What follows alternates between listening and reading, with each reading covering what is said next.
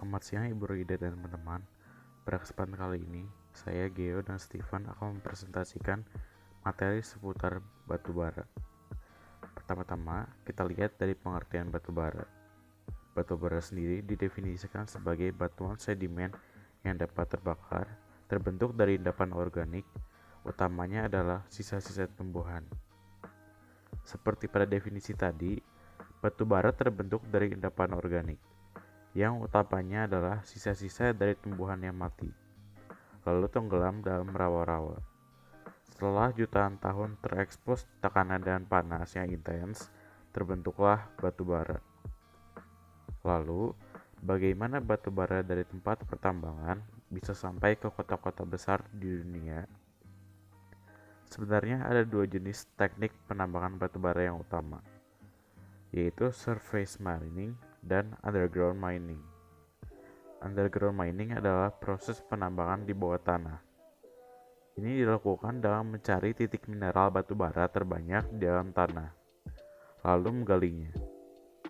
Teknologi penambangan batu bara bawah tanah yang paling modern untuk saat ini adalah alat berat bernama continuous miner. Alat ini bekerja dengan cara menghancurkan dinding yang berisi mineral batu bara. Lalu setelah dihancurkan, akan dibawa menggunakan conveyor belt dan diangkat ke permukaan tanah. Proses penambangan bawah tanah ini harus dilakukan dengan hati-hati dan dengan memperhatikan protokol keselamatan, karena di dalam tanah ada kandungan gas yang dapat secara tidak sadar merusak kesehatan manusia, seperti gas metana. Sementara itu, surface mining adalah penambangan di ruang lingkup terbuka. Teknik penambangan ini biasa dilakukan di dataran tinggi yang kaya akan mineral, seperti pegunungan. Cara ini cenderung lebih mudah dilakukan dan juga lebih aman untuk para pekerja. Penambang hanya harus mengeruk bagian gunung yang kaya akan mineral batu bara satu persatu menggunakan alat pengeruk seperti bulldozer dan juga ekskavator. Lalu hasilnya akan dibawa menggunakan dump truck atau truk pengangkut. Batu bara dari hasil dua teknik pertambangan tersebut terlebih dahulu dibersihkan dari tanah dan debu yang ikut terbawa dalam proses penambangan.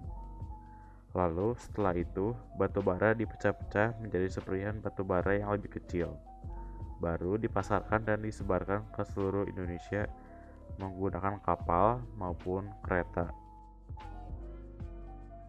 Apabila penambangan batu bara serumit itu, lalu untuk apa kita menambangnya? Batu bara memiliki banyak sekali kegunaan yang sangat penting bagi dunia ini.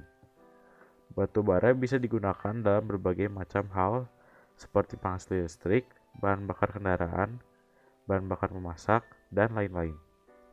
Bahkan batu bara juga digunakan dalam banyak sekali industri, seperti industri semen,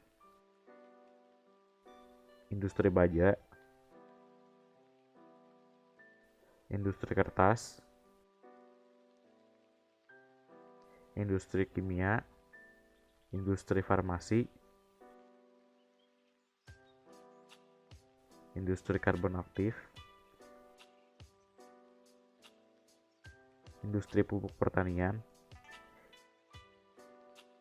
industri plastik, dan masih banyak lagi industri yang mengandalkan energi utamanya dari batu bara. Batu bara dipilih karena tergolong bahan bakar yang sangat mudah didapat dan harganya juga yang sangat murah dibandingkan bahan bakar lain.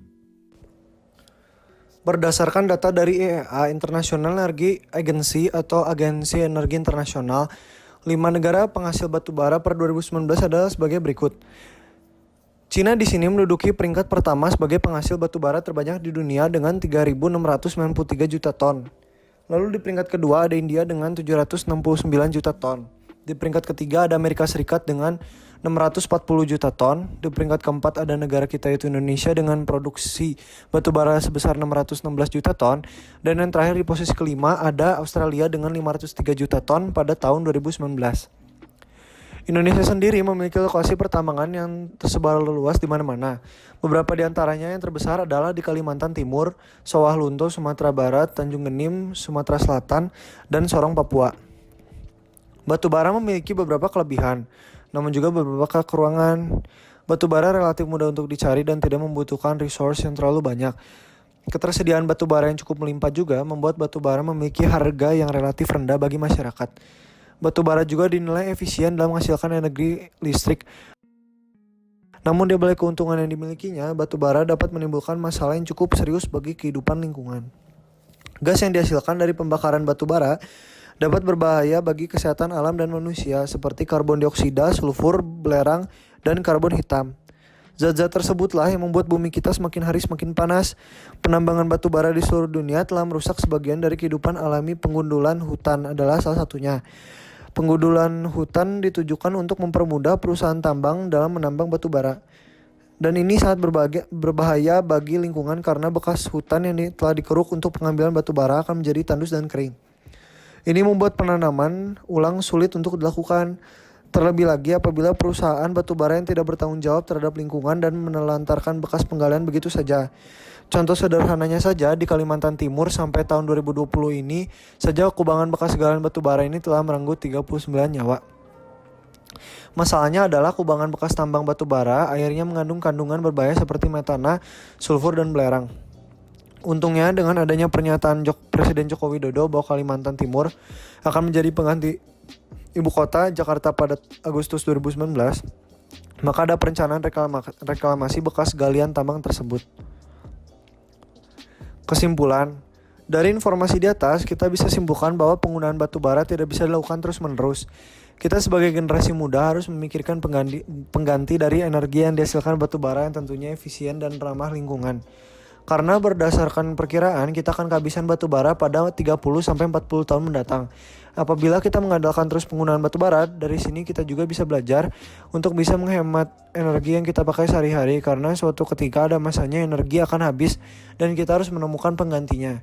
Sekian presentasi dari kelompok kami. Maaf apabila ada kesalahan kata dalam presentasi kami. Sekian dari kelompok kami. Terima kasih.